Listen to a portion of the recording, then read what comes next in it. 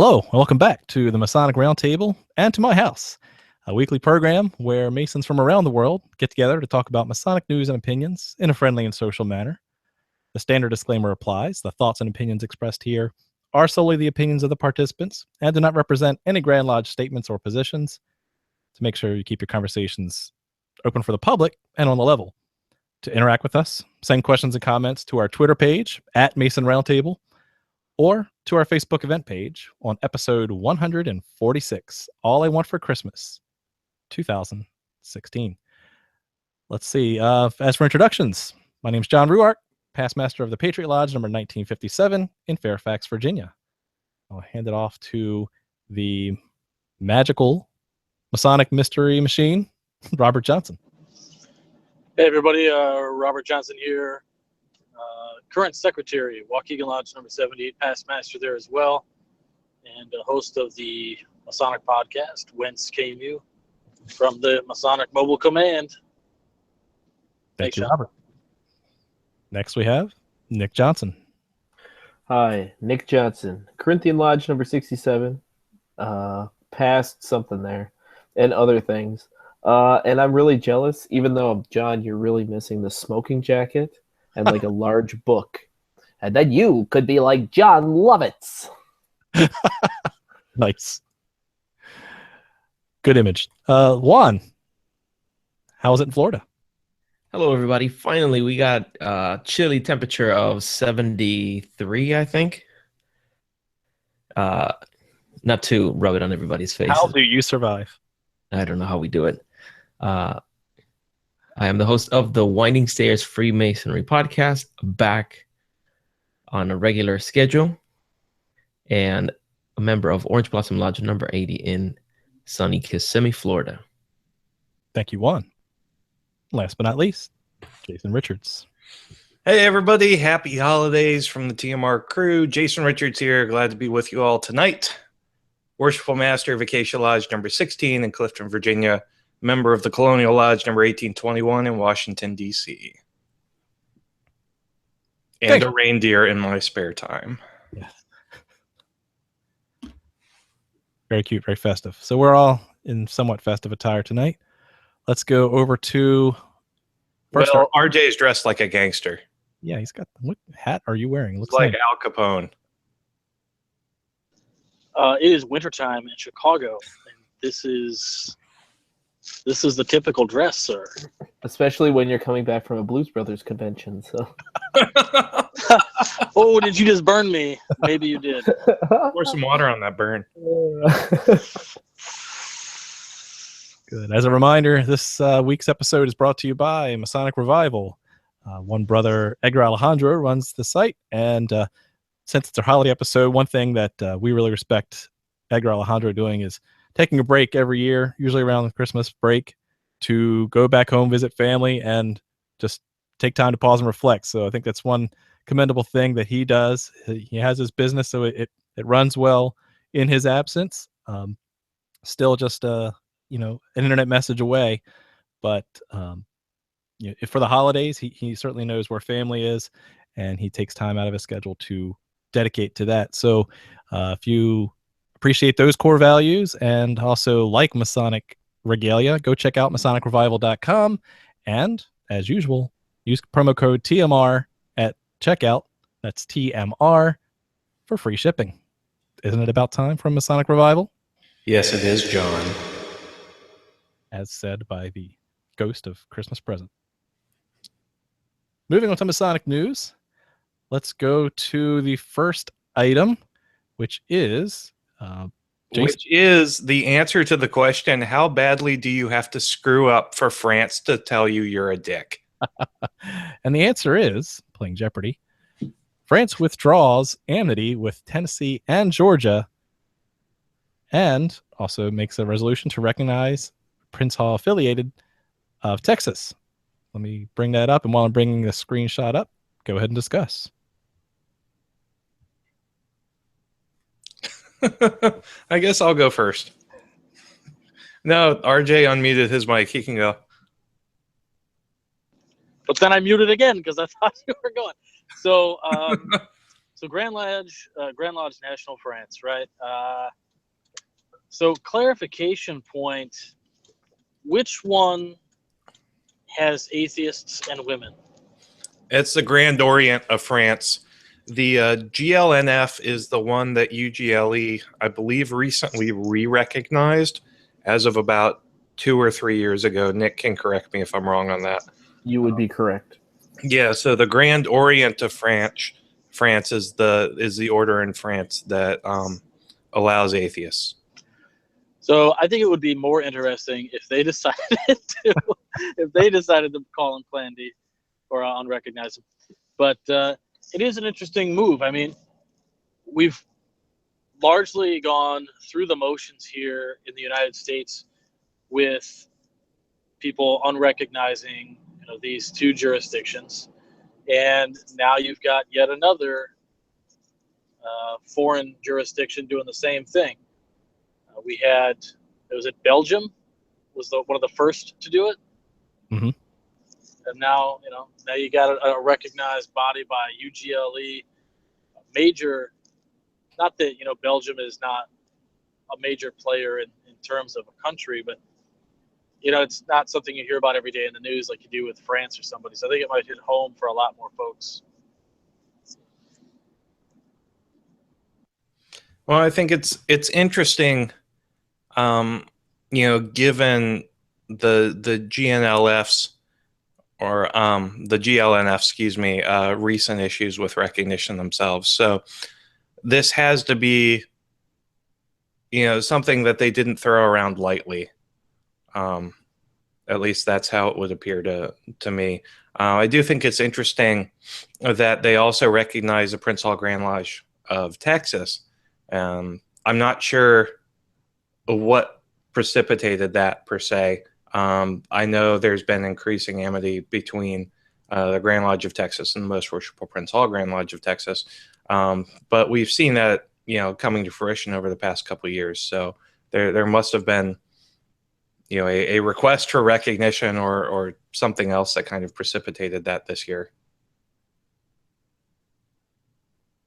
Well, and it's kind of interesting. I've been trying to figure out a constitutional idea of this because the thing is, our Masonic fraternity exists as much within the profane world as it doesn't, and at least here, when you have a case like Boy Scouts v. Dale, we have this First Amendment right to free associate. But I've always wondered, and I don't know French law, so I'd have to actually look it up.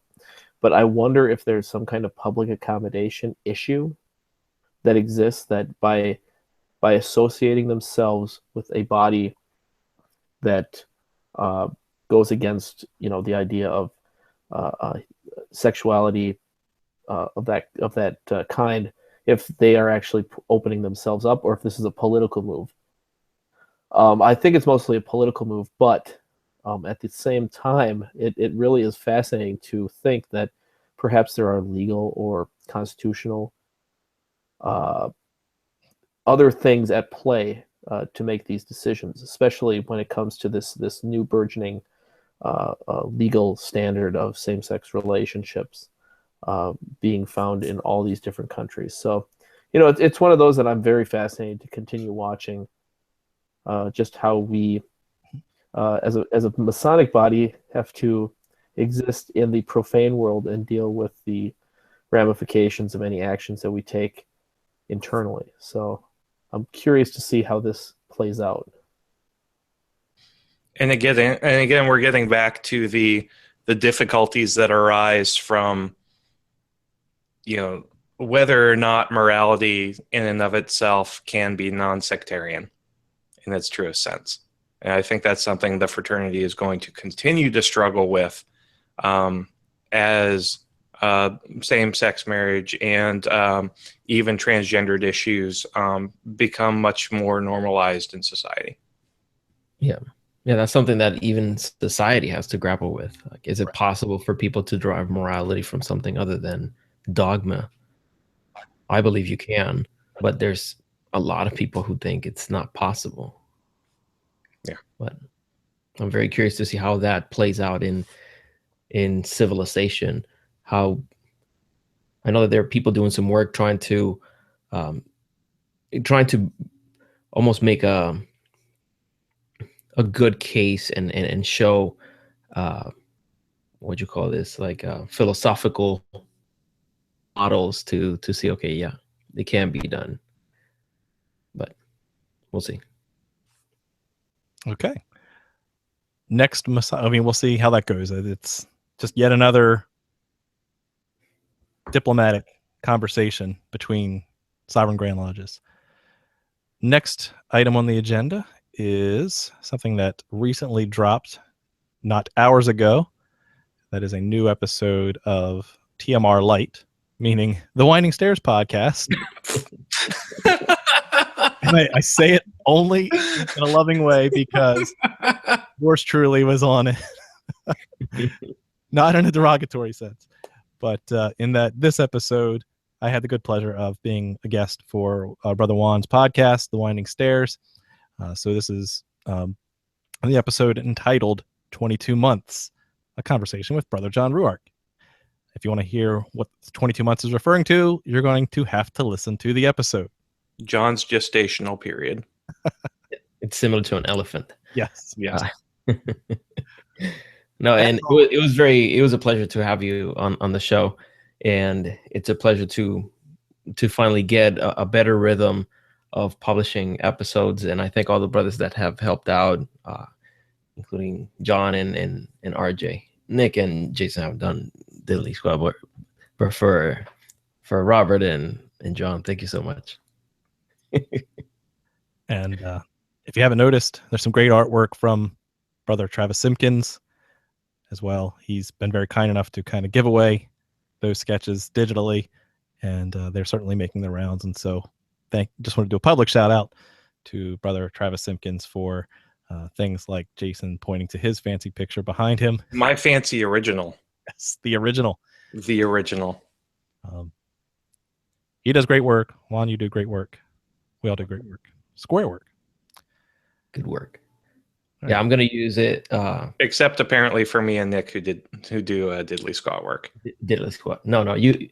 I do have pending conversations with you brothers for the Winding Stairs, and it's gonna get good. Okay, I'm game. Because we're on it, really. I mean, we're improving the quality, so you're welcome in advance. Nice. All right. And the last one we have for this evening is out of our favorite satire group. That is The Past Bastard. We have an article about the... Is it our favorite because it's really the only? Yes. It's also our worst. Yes, it's our least favorite. The MSANA, the Masonic Services Association of North America, to roll out Masonic Insurance Organization for brethren who fear discrimination. So according to the article, in a market demand for brothers who may be fearing that their Masonic membership may be endangered because of the actions of their Grand Lodge, the satire article highlights that there's a market for an insurance company that'll help pay your dues if something goes wrong at the Grand Lodge level. Very witty.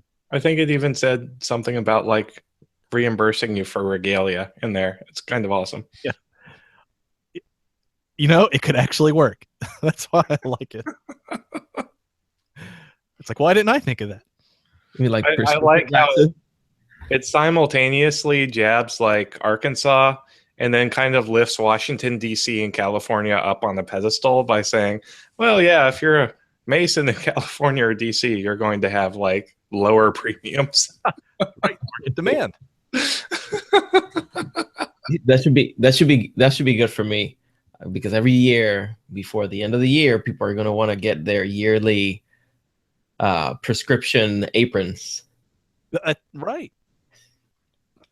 That's There's something in there. Yeah, they need to start making a different symbol for each year that you've been a past master. So you have to get all new regalia each year. I'm actually working on some disintegrating material. It has just like falls apart. It's like the camping toilet paper. Good stuff. Okay, and let's switch over to now our trivia portion of the show, which is Nick Johnson with the Masonic Monday question. On Tuesday. Well, thank you very much. Last week's question, and if all the hate mail can either be sent to John or Jason Mitchell, who actually wrote the question. It was kind of a toughie, so I apologize. I'm not even going to read the whole question because seriously, nuts. No, I don't want to do that because that would take up all the show, and you guys want to hear us talk. With that, the correct answers go to Jason McKean, Christopher Croto, Christian Borden, Caleb Haynes, and I believe that's it. The answer was the degree of a true Mason, or Académie des Vrais Masons, and the color that's missing is the color blue. So those guys, congratulations. I know we left it for 2 weeks because, well, it was a tough question. So an easier one. Actually, I'm just kidding. It's not. All right, so this is the Masonic Monday question for the week of December 19th, 2016. This nativist and patriotic group, formed in New York City by a very famous theologian and abolitionist, went through a few name changes before arriving at this knightly and Masonic-sounding name. It was ultimately absorbed by the Know-Nothing movement in the later years of the antebellum era. When you have the answer, send it to masonicmonday@gmail.com.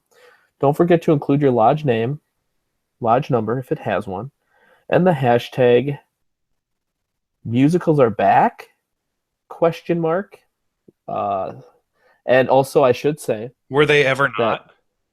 I was worried. I can't tap my toe hard enough, and I felt really bad. Dude, Hamilton, Book of Mormon, Avenue Q, come on. Well, it's kind of funny. Movie musicals are like Hairspray? They went away for a short time. They're coming back. I'm like, wow, this is kind of nice. All right, and I should say, Order of the Star-Spangled Banner is not one of the answers, and neither is the Order of United Americans. So with that, don't send those answers. I'll just trash them.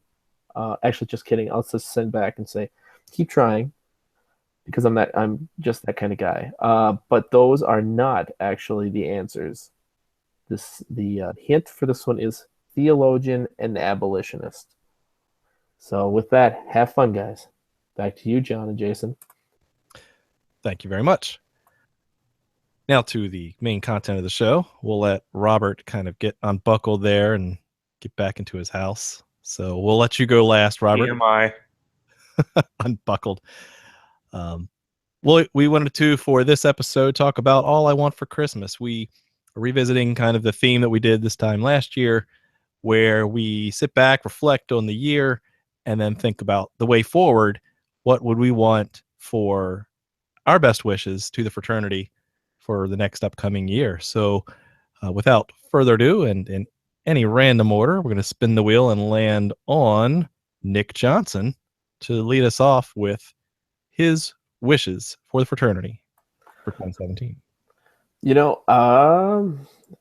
don't want to steal the one that I'm sure the other guys want to take. So for me, what I would like to see is perhaps a little bit more open source and freedom at the lower lodge level. I think, and at least in Minnesota, you don't really notice it all that much. But I talked to Masons in other parts of, the country and the world, and it seems like there's a lot of the tippity top is starting to get like this, and the bottom is starting to get like this. And I don't know about you. I'm not a structural engineer. I fake that I'm a Mason. Just to let you guys know, if you're joining Masonry, you're not expected to actually build anything. Just letting you know. But for me, I think we need to start focusing less on top and obsession with leadership and stuff like that, and start focusing on what the lower lodges need, and also to encourage more variety. So my Christmas holiday, whatever wish, would be to allow freedom and open source to reign at the lower levels. Linux for lodges. Got it. Yes. All right, Juan. What is your Christmas wish? My Christmas wish is for less emotional decisions and more data. Better decision-making process at the local level and at the I think that we need to be in touch with what's really happening and understand it so that we can make better decisions for a more sustainable organization. Hashtag foreshadowing. Hashtag 22 months. That's a good one. You know, I resonate with that one very well. Okay, Jason Richards. All right. My Christmas wish for the fraternity is to see some positive net growth in the ranks of the fraternity. It doesn't mean we guard the West Gate less. It doesn't mean that we have more one-day conferrals. It means that we transform the fraternity into an organization that people want to be a part of. And that means more Masonic education, more mentorship, less ego, and more visibility in the community. I think I could go along with that. Robert Johnson, are you ready for your Christmas wish for the fraternity for this upcoming year? Yeah, I think so. Can you guys hear me okay now that I'm in the house? Yes, we can. All right. So I have a couple wishes. First and foremost is I would like to see Grand Lodges pass some sort of legislation that says it's okay for Blue Lodges to have just 4 stated meetings a year. Quarterly stated meetings. I would like to see raffles and alcohol back allowed in lodges, in dining halls, rather. I would like to see the abolishment of references to ancient charges and God removed from the petition. That's it. Just some little things. That's just some minor details. Yep. Dang. Wow, that's a tough one. And I'm 100% serious. Send your hate mail to podcast@gmail.com. How can they send hate mail to that? Perfection. That's what that is. That's absolutely perfection. It's un-American, Really apparently. Yeah, I know. We have to meet at least once a month because if you don't do that, we won't remember you exist. That's a true story. Yeah, or God forbid, we have 4 quarterly meetings a year, and every other meeting we still have to meet. It just doesn't have to be business. So we could do like table lodges, education nights. We can go to Dave and Buster's. Why don't we just do it like the Swedish Rite and have a little lodge committee take care of all the business and then have all the other meetings just be awesomeness? So it was kind of cool, right? This evening, I was having a conversation with the Grand High Priest of State of Illinois, Jim Tome.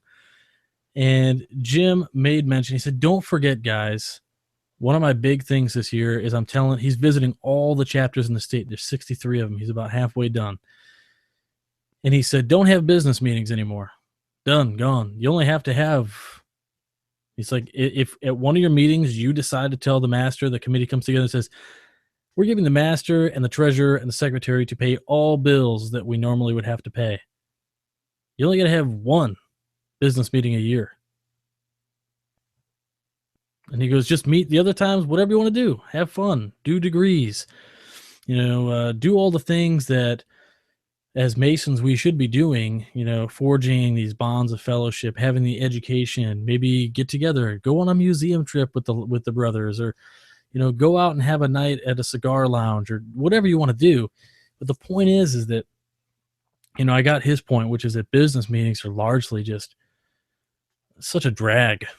And, things get laid over and laid over and laid over. And when do we actually ever get to do anything? We're so busy taking care of all this minor minutia that's really just a bunch of BS. So I've got a gift just for you. So Please. let me find it. Here you go. Boom. There it is. That's literally how I felt when I was listening to you say that. It was like, The Breakfast Club meme. it's like, About me. oh man, Yeah. it's like seriously, Love that is perfect.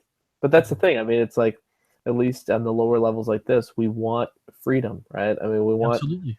the freedom to do these things, especially when, no one can tell you what the rule was put in place for originally. You're like, what is that for? I mean, well, I don't really remember, but it was really important to those guys. So we gotta. I had to laugh, right? Like Jim starts talking about this stuff, and it immediately went. And I said, "Now I know why Nick's so involved in York, right? Because it's fun. It can be fun. Like it's not all just a droll." So, Is it the Shrine of Appendant Bodies? ooh, Heyo. and maybe, but there's more light. I mean, the York Rite is still Masonic. Yeah, absolutely. Shrine, not so much. All right. Let's see. As for me, I have two. So I think the elephant in the room, that is one good wish from all of us, is that Grand Lodges just calm down, right? Simmer down, y'all. Just calm the heck down. There's been Traditional observance and homosexuals are not going to be the end of the fraternity. right. There are bigger issues like the survival of our species, the survival of the fraternity to deal with rather than everyone's little pet peeve. So first and foremost, let the Grand Lodges cool down. I think one local past master around here, he calls it the don't exercise the nuclear option, right? Don't immediately jump to do the withdrawing of recognition. That should be your last resort, where if we are supposed to be brothers, we're supposed to be diplomatic, we're supposed to be kind to each other, then can we do business that way? Even if we disagree, can we work out other arrangements to not just immediately pull the plug and run, especially when we all know it harms more people than are involved directly. So that's item number one, is Grand Lodges, calm down. Item number two is to build off of Juan's point. Data-driven decisions. In fact, spoiler alert, you're going to see a lot coming out next year from me, some research that I'm doing on data-driven masonry. And I can't say a lot now, but you'll see a lot probably starting as early as January. So not only am I passionate about the statistics and the numbers, I'm going to enhance what Juan said and say less emotional decisions, to include the nuclear option. Use data to drive your decisions, but I'll even extend it and say, if I had a Christmas wish, I could sit on Santa's lap and say, make this happen.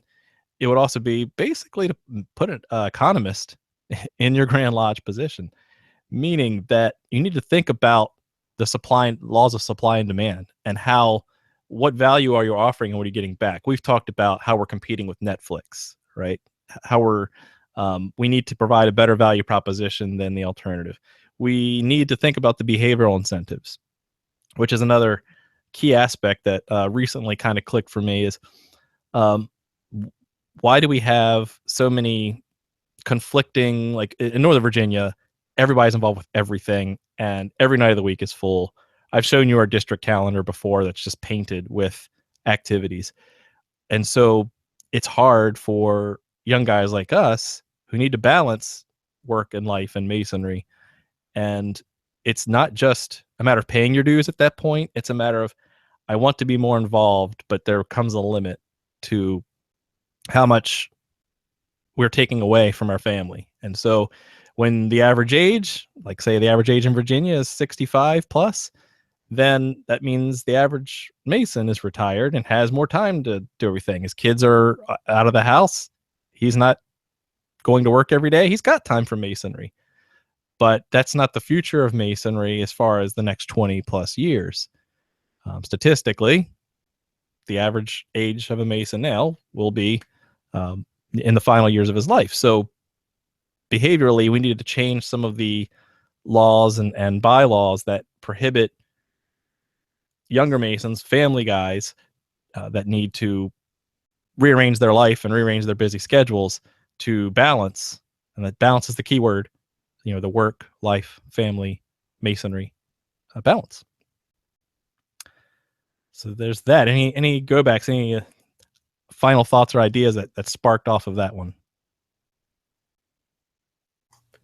I suspect that a lot of people, when they hear that we have to change and we have to compete with Netflix, they're gonna get their aprons in a bunch, because people often say, "Oh, well, we can't treat Masonry like you treat a business," but the reality is that it's an organization that is complex.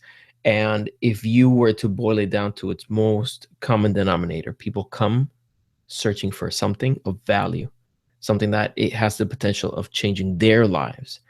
And unfortunately, in many instances, they just leave disappointed, because what they came for wasn't, not that it wasn't there, wasn't provided to them in a compelling manner. You see, we have access to some of the most life-changing information an organization can have. And we have an incredibly impressive manner in which to deliver it. But we're failing to execute on that recipe. We've been bogged down with so much red tape and so much protocol and so many lodge administrative things that little by little we've completely edged out that thing they came looking for, which is improvement. And we need to get back to that. The only way to do it is to know why it's not working and have actionable points to work towards. Well, and that's part of the issue. On the other part of the issue is that I know Masons in leadership positions who would rather see the fraternity die than morph it away from something that they're used to. And that is caustic, toxic leadership. Yeah, absolutely.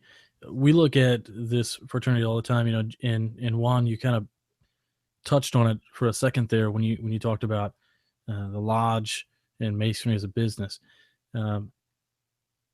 Anyone who is real with themselves should understand that Masonry is an organization comprised of men that has to be run like a business. You can look at some of the most successful organizations here in the United States. And I know I'm going to catch some slack for this. There are some brothers out there who are going to hate me for this, but look at the NRA. The NRA is an organization that comprised of membership. Do you think that they don't hire people? Why do you think they're so popular? Why do you think they have so much power? Okay, they have people that are data driven. They have people working all the time at looking at trends, looking at everything you can look at. And these people know how to work data. And this fraternity should have somebody like that. We should look to these larger organizations and we should say, hey, here's an idea. Maybe we should pay attention to data, especially like Grand Lodge of Illinois. We've got Maury, which is a reporting system where we've got all these statistics we can pull. But two things, and John has talked about this before as well, it's only as good as the data that we put in. And two, it doesn't mean anything if you've got Joe Schmo who doesn't know anything about Excel. You have to be able to read that data too. And if you can't read that data and ask the right questions and answer those questions, it's not going to do you any good. So a few weeks back, I had posted a question: is there a prerequisite? Do you guys have, issues? What are the prerequisites for becoming master? Well, you should probably maybe look at what are the prerequisites for being a secretary of a lodge or a Grand Lodge officer who deals in membership.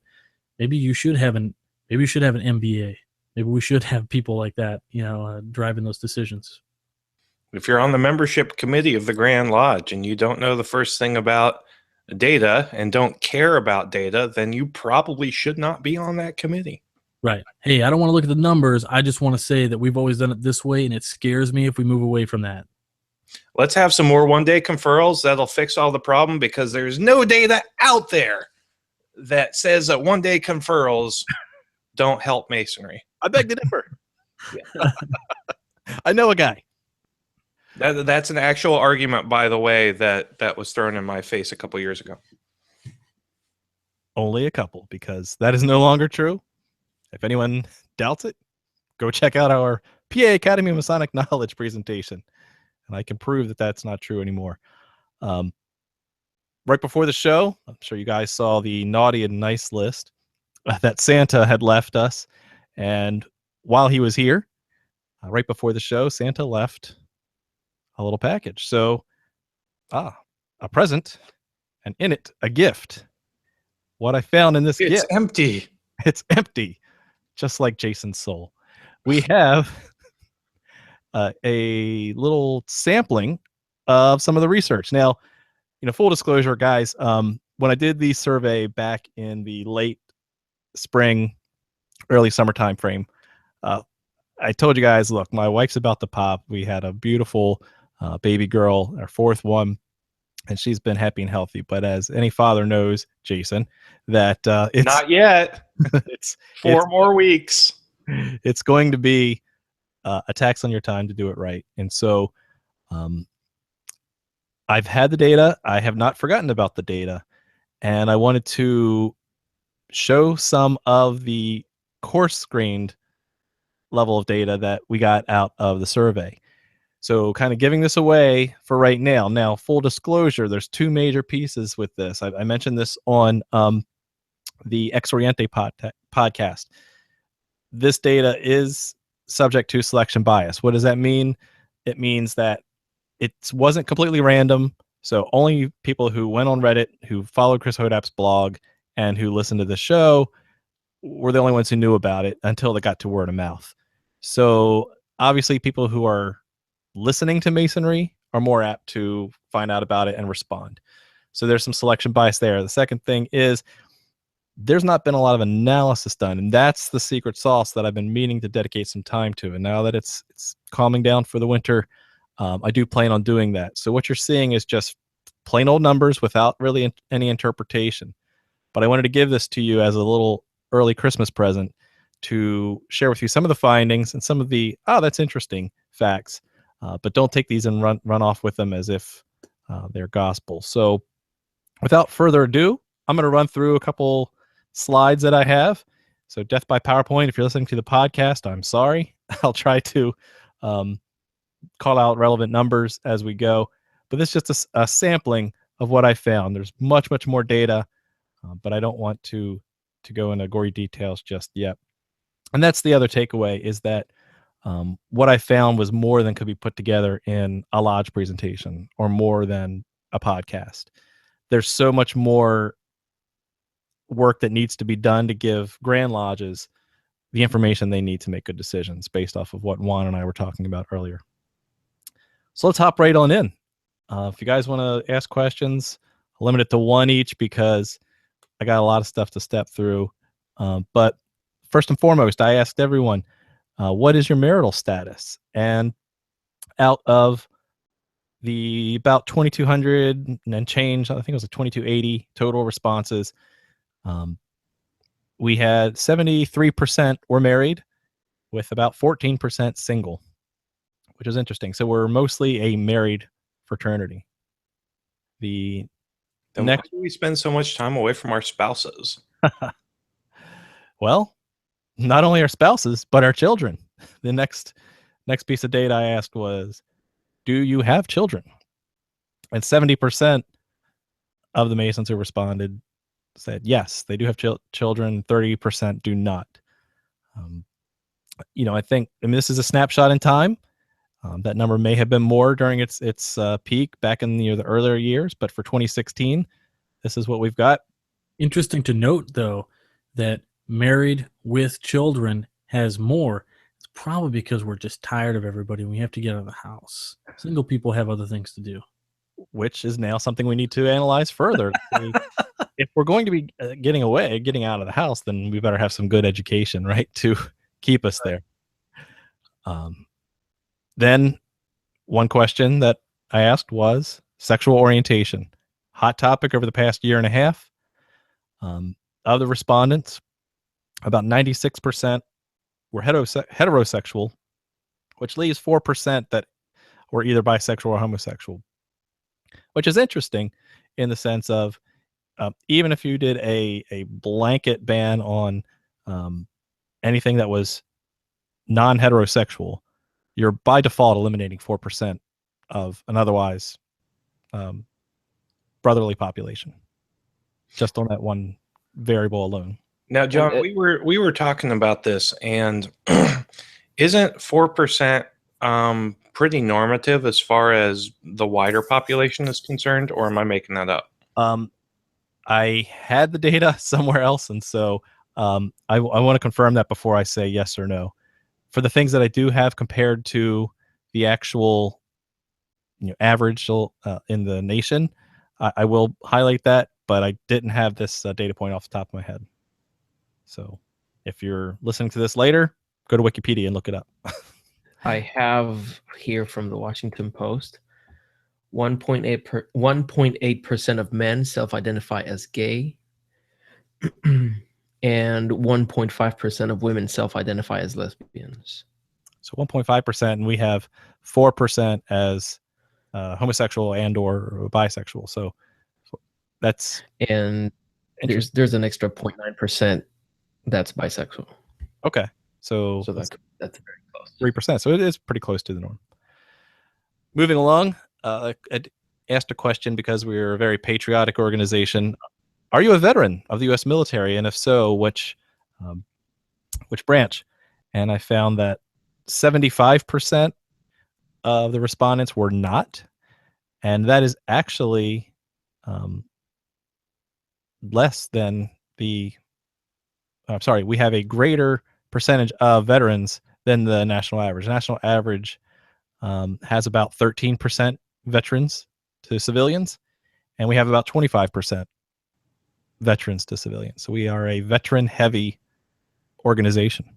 And you really have to wonder how your selection bias plays into that number. Mm-hmm. Because if you count the older generation of lodge members who just don't do a lot with technology, then in reality that number is probably a great deal higher.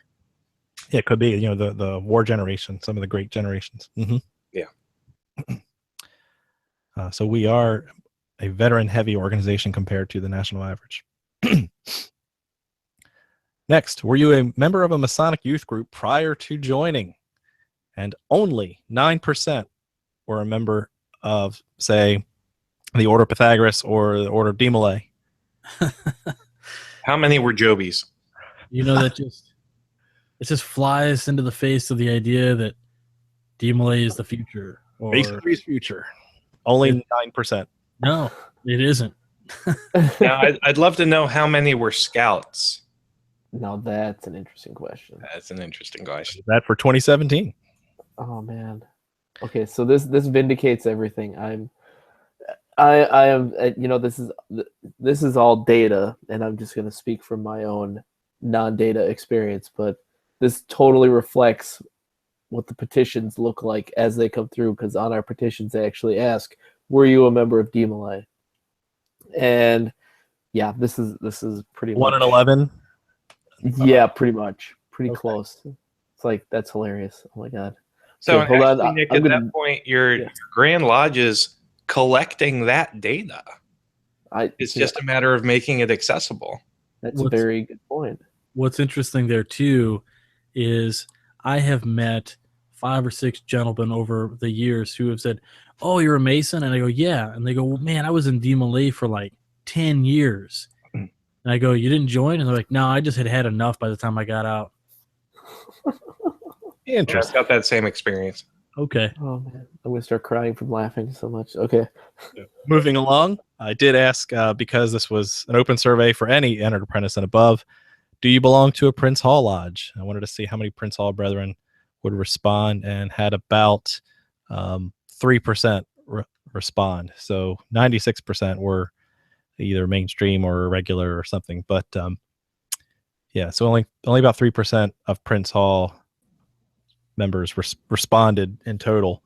So that I wanted to eventually take this data and say, of Prince Hall membership, if there was a big enough sample size, of course, that's going to be a big difference of the sample size. Is there a difference between what Prince Hall members prefer in Masonry over others? Okay. How active are the lodges in your district? I did this on a scale of 1 to 5, 1 being not very active, 5 being super active all the time, and 3 being kind of, the average.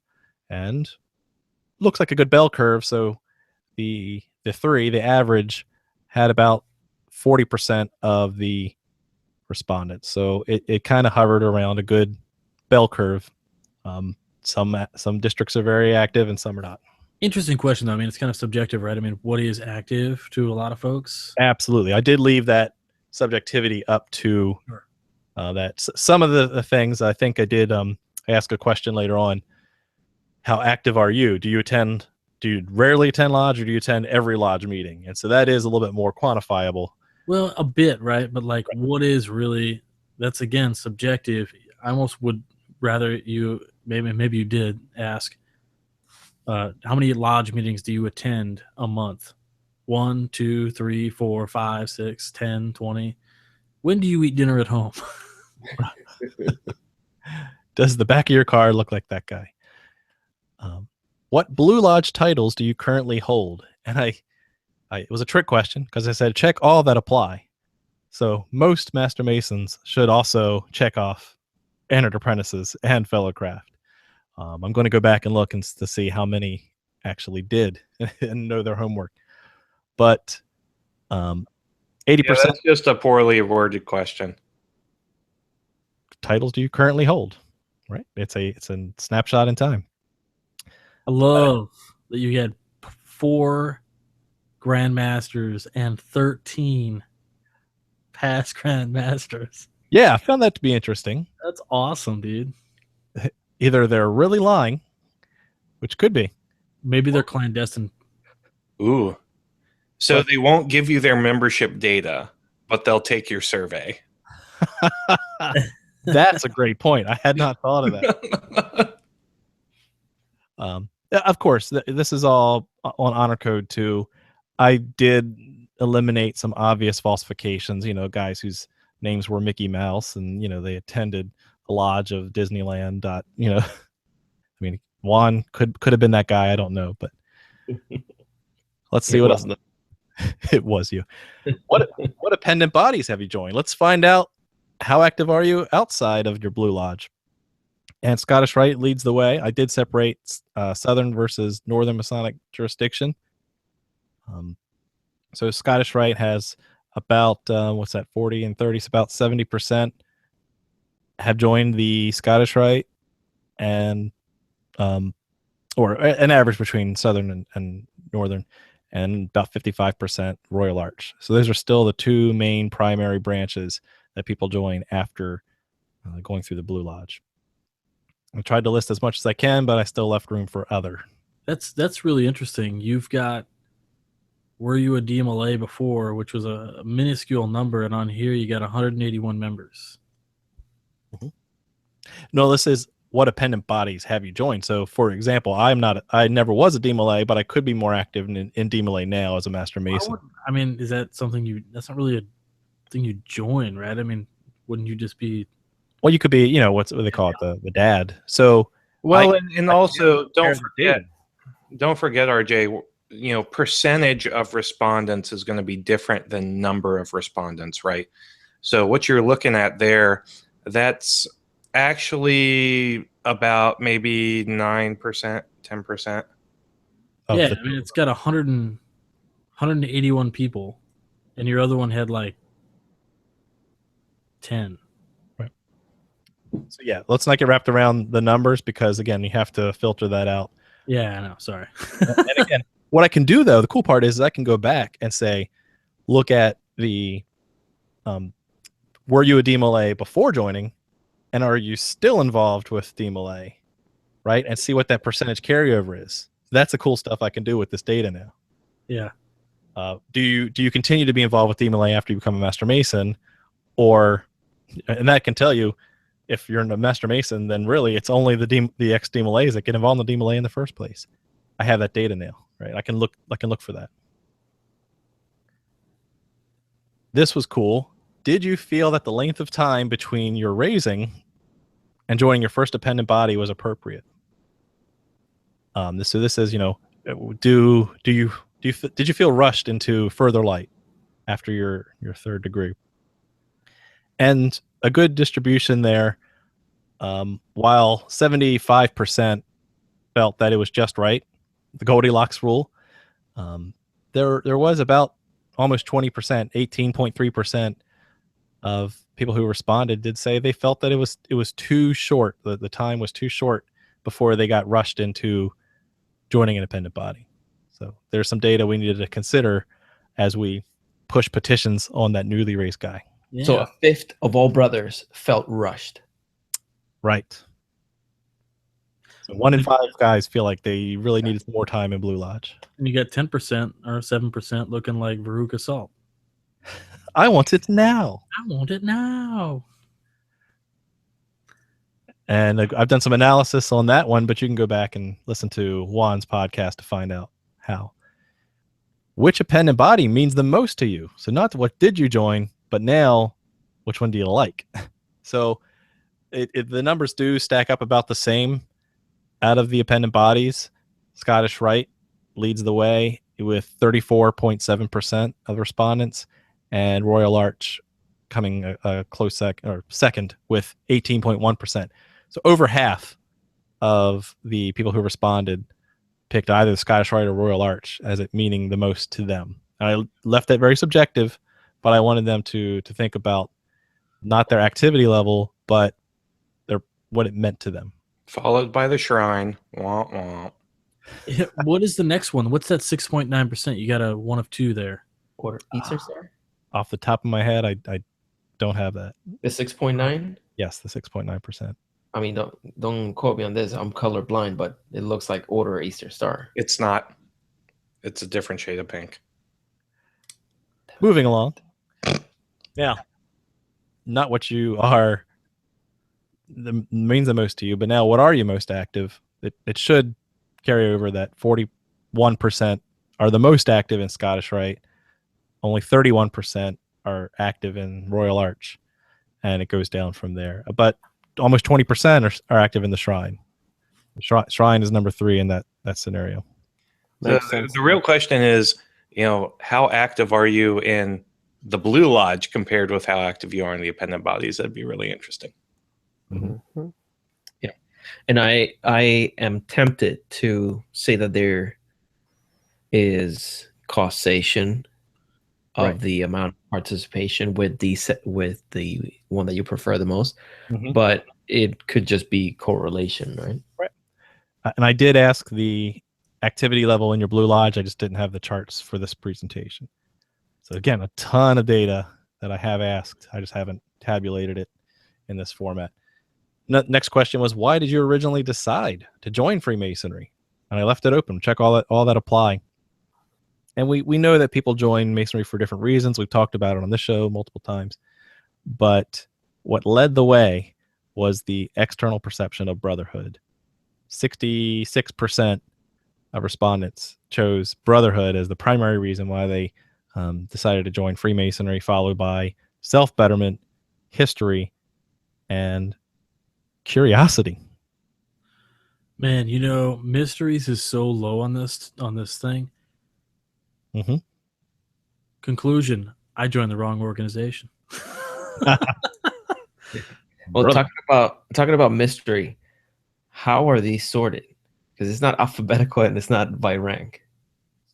Correct. It's random, and mostly because they were able to check all that applied. So, you could pick 3 different things, 5 different things, all the above, right? So there's really no sense of order there. I guess I could have sorted them by percentage. Next, based on all that data and how active and what interests you, did you even find what you were looking for? Out of all of the respondents, 2,100, almost 2,200 respondents, only 77% found what they were looking for. So that tells me that, what's that? 23% either said no, they didn't find it, or they're not sure. Yeah, that's the Colorado finding. But I do want to point out that this is from people who responded. So these are obviously people who are engaged either in a podcast, in a Facebook group related to Masonry. The people that completely turn their backs on Masonry are very unlikely to be represented in this number. Well said. Absolutely. Right. The folks who responded are sold on the concept. They're just not sold on perhaps their experience or their results. So of the active who felt inclined to fill the survey, only 77% of them. Right. And so that's really interesting because this is a target subset now. If I were a Grand Lodge and I got this in some sort of, questionnaire of the craft, I would really be targeting that 22%, because those are your guys who are still interested but are about ready to leave. That is a very sensitive population that you really need to, I wouldn't say coddle and care for, but you really need to listen. If nothing else, you need to listen to what these guys have to say. Yeah.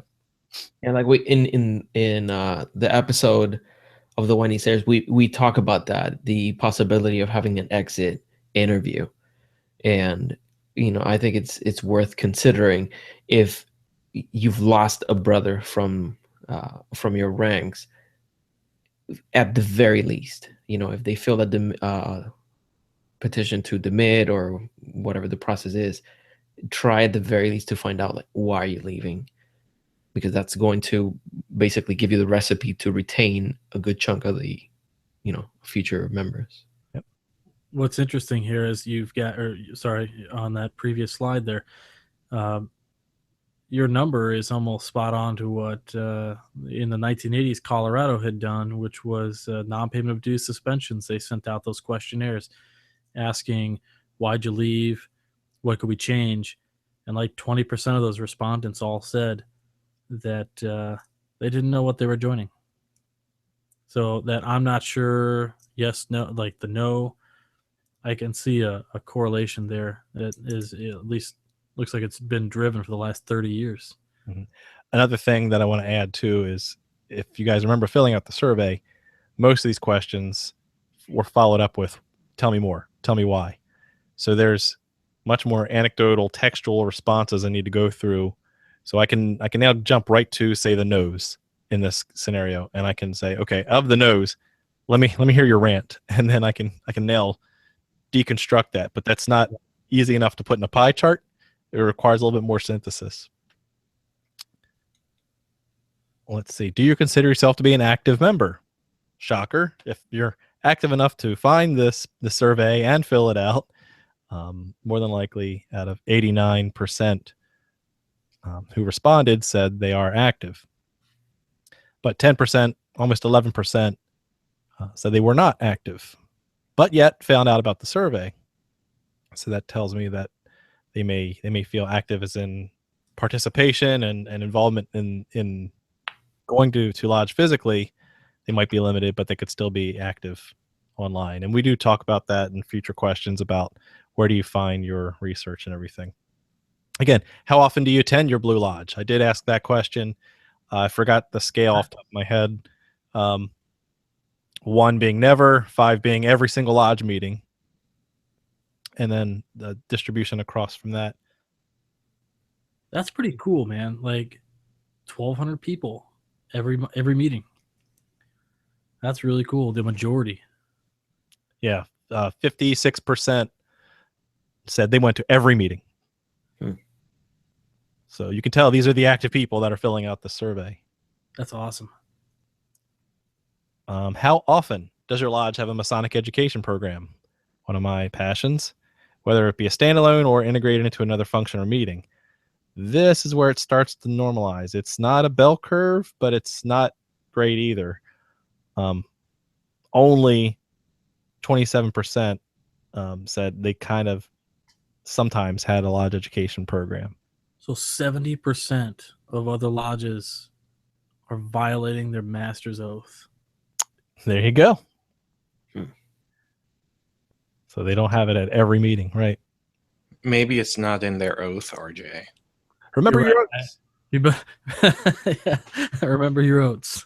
I wanted to see, are you a member of any other organizations? Elks, Rotary, Moose, anything? And if you're active, 15% of you are active in other things too. But the majority of Masonic membership, 85%, are not in anything other than Freemasonry. That's intense. Like here in Illinois, if I asked every member of my lodge, they're all Elks, they're all Moose, and they're all veterans of foreign wars. Like, Cool, because what I can do is I can sort by state now with the data that I have. sweet. And I could that pie chart will change if I wanted to, shrink it down and say, show me only the people in Illinois who responded. That pie chart can update completely differently. That's awesome. Yep. And hopefully we'll see some trends come out of that. I don't have time to spend time on these, but I'll show you the results really quick because we're getting kind of late in the hour. But on a scale 1 to 5, 1 being not very, 5 being extremely important, how important are these next few items to you? How important is esoteric research and discussion to you? And the scale goes up all the way to 40%, 38% said it's absolutely extremely important we talk about esoteric research and discussion in Lodge, and slowly trails down after that. That was because Fratero took your survey 300 times. Refresh. Do it again. Clear cache. Clear cache. How important is ritual study and proficiency? 50%. Absolutely most important thing. Next slide.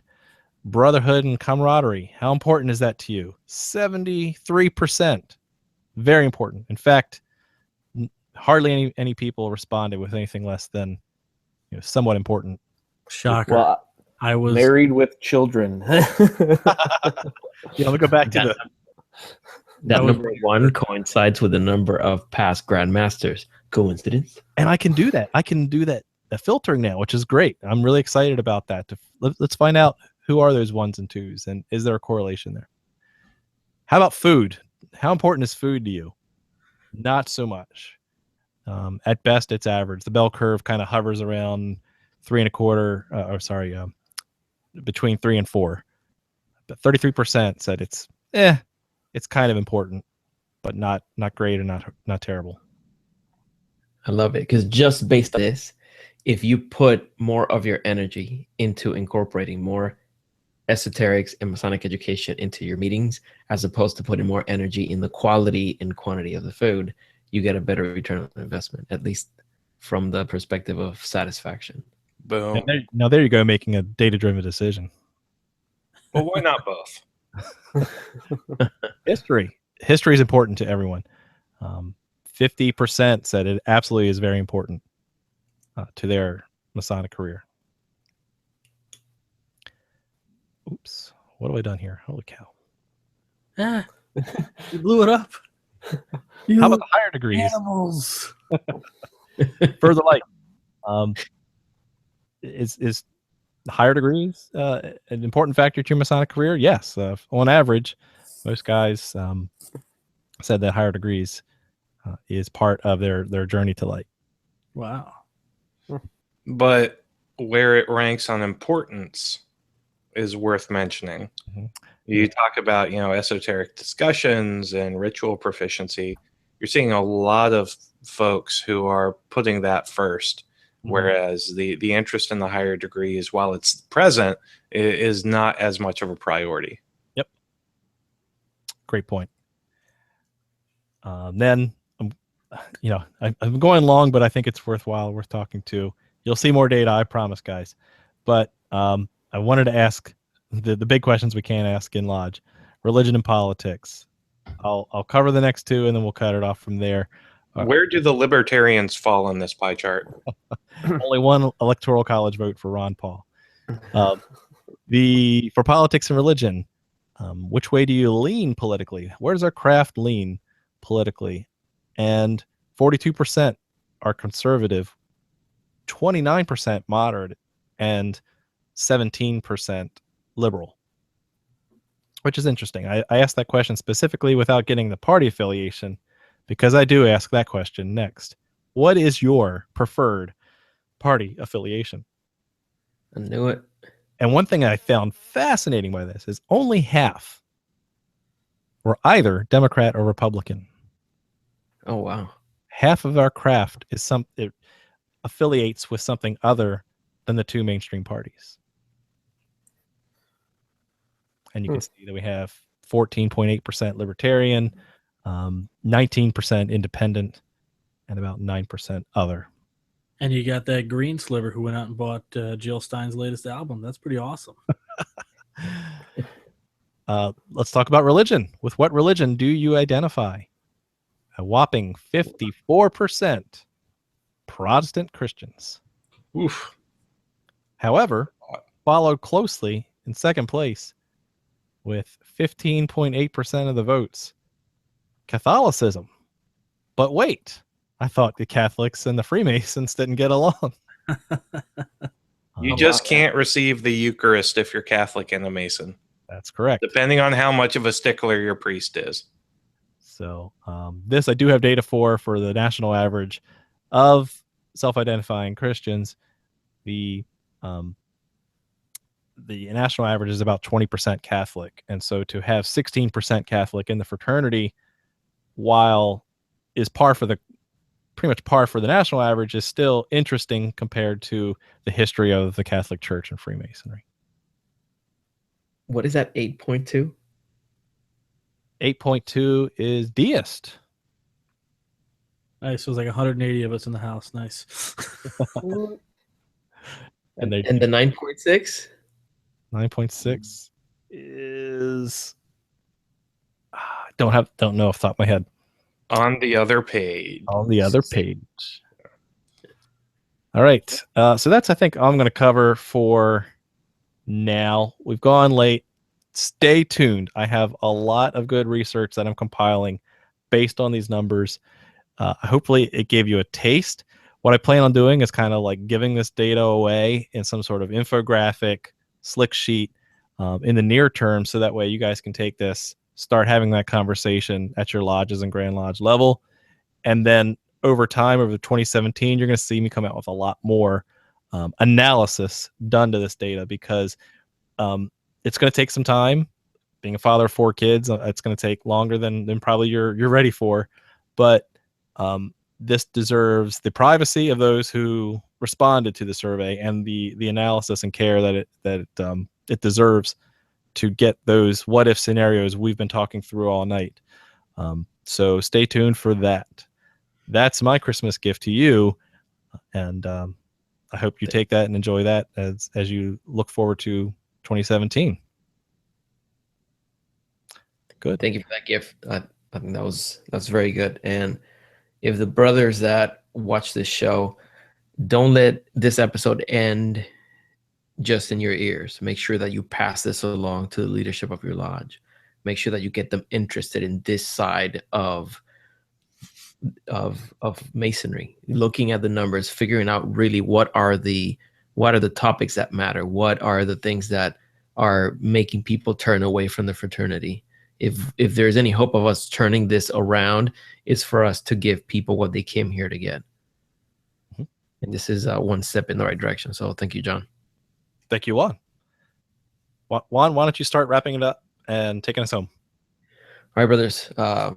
Just to further that point, make sure that you pass this along, share this with all your lodge officers, and if you can, Grand Lodge officers.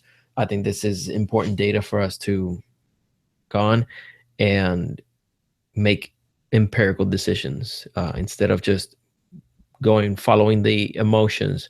Let's make decisions that really could move the needle in the direction that we want it, right?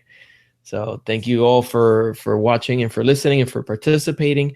I invite you to download episode 39 of The Winding Stairs. It is available now wherever you can find podcast. If you can't find it, send me an email or comment on the Facebook page, The Winding Stairs Freemasonry Group. We'll make sure that you can find and listen to it. In it, there are some nuggets of information related to the data that you heard tonight, and they're very good. So thewindingstairs.com. Thank you, brothers. Thank you, Juan. Nick. Yeah, I found that data very fascinating. Thanks for the last part. It really shook the foundations of which I'm here, so that was fun. But yeah, it was really cool. I found it very fascinating, very enlightening, and it really does kind of explore deeply into what makes this fraternity what it is. So thank you very much for that. millennialfreemason.com. I'm going to get some content. I know everybody's asking for it. And by that, I mean no one. But it's coming. So thank you guys. Have a great day. Thank you, Nick. Robert Johnson. Well, data was amazing. I analyze data for a living. So, John, really appreciate what you've done there. If you guys think this takes way too long, talk to a data analyst. And we are anal retentive about locking down the preciseness of the data before we release it. One thing we don't like about inconcise data, it's about being wrong. So the time it takes to put this together is monumental. John, fantastic job so far. I can't wait to see what you guys do next. Over to Juan. Dude, when you announced you're doing weekly episodes, and for as long as you can do them, I love it, because it's just so awesome. You have probably the best produced Masonic podcast out there. So congratulations on that. And I'm just so excited that you got that going on for you. So everybody, make sure you listen. As for myself and this episode, I really do hope that the fraternity starts moving in a direction of fact-based decisions, logical decisions, not based on your, we have these preconceived notions about everything and the way things used to be. And for as long as I can remember, Dr. Mike Shirley has always said, we've always done it that way is the most unmasonic thing you can ever say. And while we might say that and quote that, we don't always practice that. We always say things like, well, we never did that before. Like, oh, we just caught you again saying it. It's something that's so hard to get away from. Let's make the changes we need to make things better, because this fraternity is not exactly what previous generations would even recognize today. And that's okay, because if they're Masons, they know that if there's any constant in the world, it's change, and we need to make the positive changes to keep things moving forward. So that's what I want to say. Are we doing a show next week? Are we going to be? Yeah, we're going to be on, right? So Yep. We're going to be here. We're not taking off. We've got Resolutions Part 3 next week. Resolutions Part 3. So it's going to be another amazing show next week. Make sure you guys tune in. And if you guys like Masonic podcasts, 9:30 at night, Sundays, whence came you? Normally we would be dark. However, this week we got a good episode. Worshipful Brother Adam Thayer is our guest host. He gave me a week off. Thank you so much, Brother Adam. Really do appreciate it. And for all of the listeners, thank you so much for all the pin orders you guys have been doing. The funding is going great. So thanks again. Back to you, John. Thank you, Robert. Jason. Hey, everybody, have a great holiday. Merry Christmas. Happy Hanukkah. Happy Kwanzaa. Or anything you do or don't celebrate. Happy Festivus. Happy winter solstice, Saturnalia, and whatnot. We are so glad that you're here with us, hanging out with us, and spending time with us over the holidays. Looking forward to talking with everybody and getting into some social media next week. We just didn't have time for it this week. But thank you all so much for watching. sticking with us, and we're going to have a lot of fun with TMR in 2017. Hoorah. Yep. So remember the reason for the season, and that is the tilt of the Earth and its orbit around the sun. So happy winter solstice tomorrow at 5:44 Eastern time. We'll be at the beginning of the winter solstice. And just as a refresher, one thing I went back to just as late as today is go back and if you're a Mason and you are interested in astronomy, go read Stellar Theology. I think that's what it's called. There's a good section on there about the death of the sun. If you want to skip right to that, you can Google it. You can find it online. Stellar Theology. Read about the death of the sun, and you'll have a better appreciation for the winter solstice. So with that, thank you very much. Happy holidays, and keep searching for more light. Have a good night.